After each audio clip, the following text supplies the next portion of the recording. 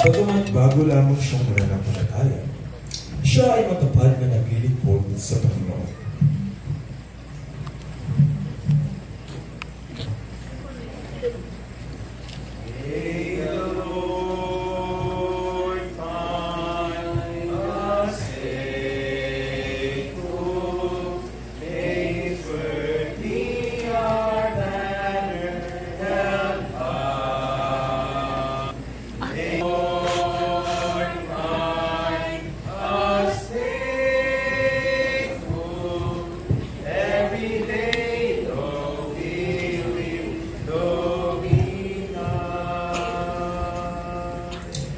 Kaya't sa araw ng kanyang pagtatapos sa high school, may hindi man popular, pero napakagandang desisyon siyang napag-isipan at ibinahagi sa kanyang matalik na kaibigan.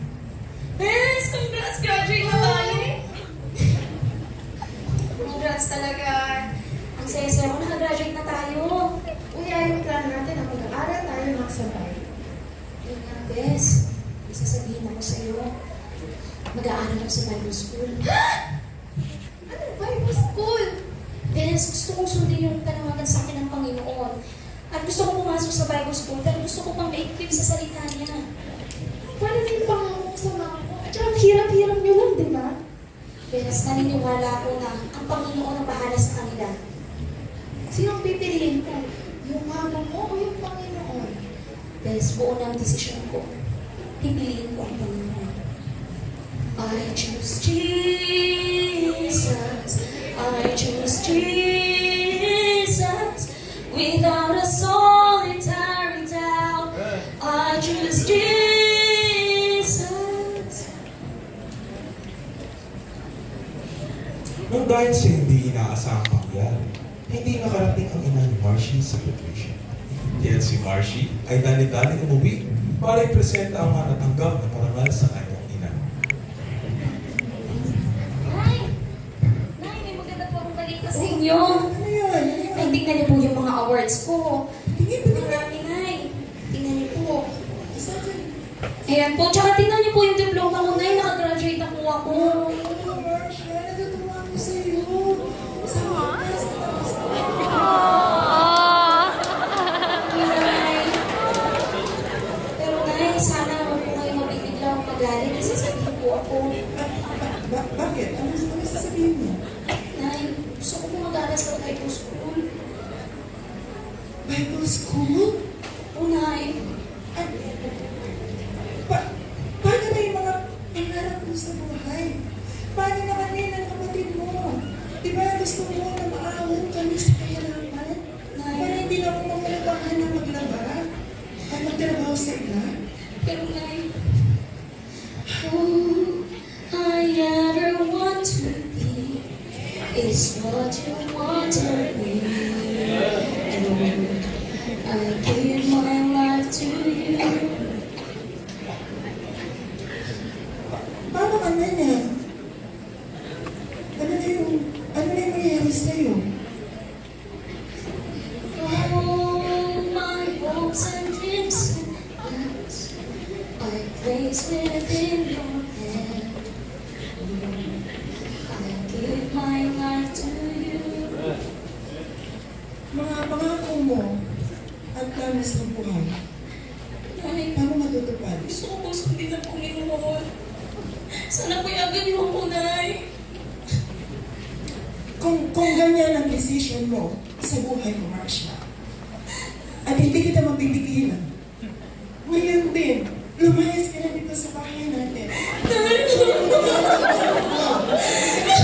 Dito sa bahay natin. Ganon din, Marcia. Okay, ano na? Ano yung mga narinig ko? Parang yung plano mo sa amin ni Mama.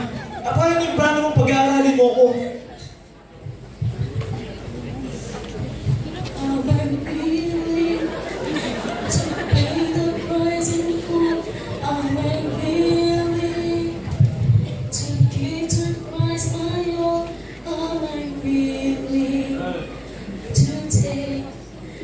Carry my cross.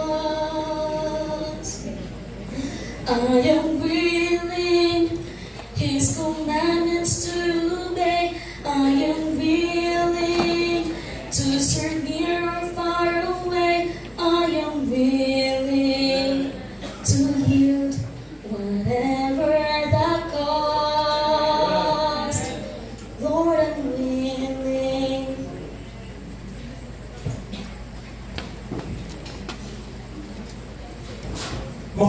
Makalipas ang 3 taon,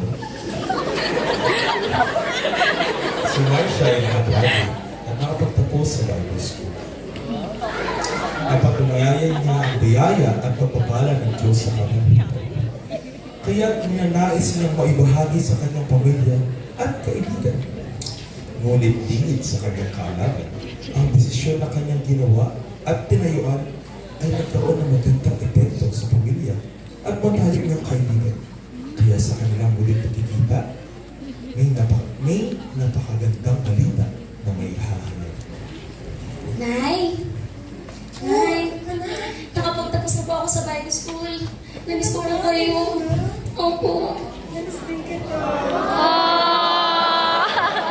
Saan po kayo? Okay naman. Pero masasabihin ko sa'yo. Ano po yun? Napapasalamat ako sa Panginoon kasi hindi ka tumigil. At sa tatlong taon na yun, nakilala ko ang Panginoon sa puso ko na bilang sarili ko. At ngayon mo lang, naiintindihan lahat.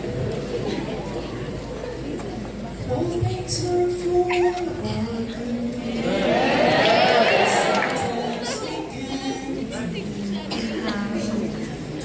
Struggles that may break our hearts in two, sometimes blind us to the truth.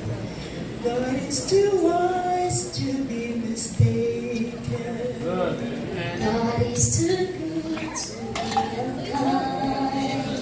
So when we don't understand, when we can't see His hand, when we can't see His hand, just His hand.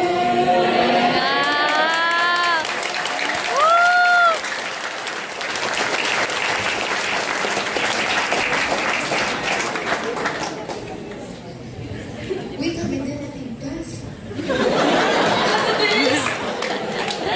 Ate, masaya akong maglingkod. Naglilingkod ka. Maglingkod ka lang ha. Pero, maglingkod ka lang. Kabataang Christian, ngayon nakita natin ang isang kwento na to. Ang tanong ngayon dito, kapag tayo nahaharap sa ganitong sitwasyon, ano ang ating magiging desisyon? Nawa, nakikita to sa itong kanta.